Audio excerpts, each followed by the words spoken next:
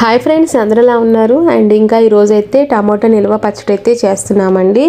అంటే మామూలుగా టమాటాలన్నీ ఎండపెట్టి నిల్వ పచ్చడి అనేది సంవత్సరం అంతా ఉండేటట్టు చేస్తారు.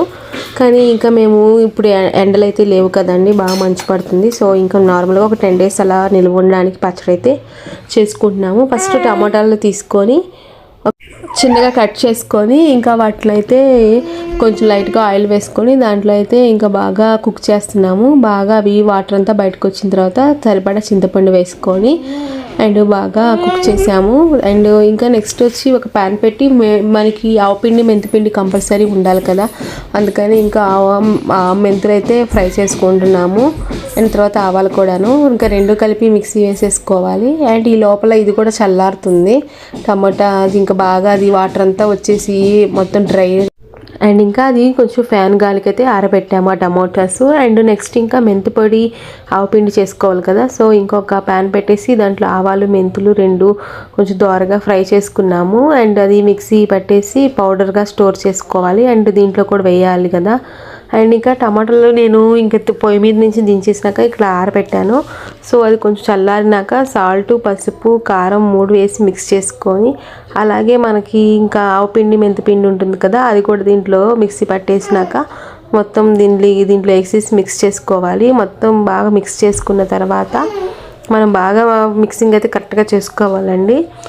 చేసిన తర్వాత నెక్స్ట్ ఇంకా మా అబ్బాయి అయితే వచ్చేసాడు. ఇంకా మిక్స్ చేస్తుంటే నేను మిక్స్ చేస్తానని చెప్పేసి ఇంకా వచ్చి కదిలిస్తూ ఉన్నాడు. సో నెక్స్ట్ అయితే ఇంకా మనము పాన్ ఒకటి పెట్టేసి దాంట్లో మనం ఆయిల్ సరిపడా ఆయిల్ అనేది ఎక్కువ వేసుకోవాలండి. మనకి ఇలా స్టోరేజ్ పికిల్స్లో ఆయిల్ ఉండాలి, అలా అయితేనే పాడవకుండా ఉంటుంది ఆయిల్ గాను.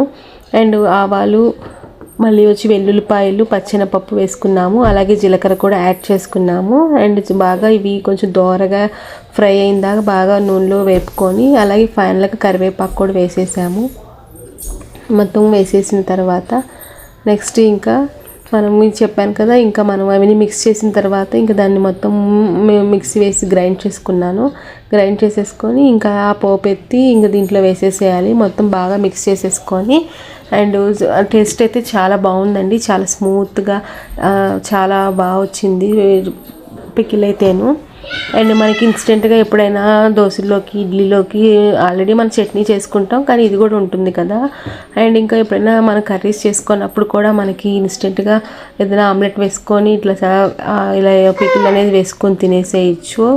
ఎప్పటికప్పుడు 10 days స్టోరేజ్ చేసుకొని ఫ్రెష్గా పెట్టుకోవచ్చు అండి. అండ్ ఒక చిన్న బాక్స్లో అయితే స్టోరేజ్ చేసి ఫ్రిడ్జ్లో పెట్టేశాను. అండ్ నాకు వెంటనే దోశలోకి వేసుకుని టేస్ట్ ఎలా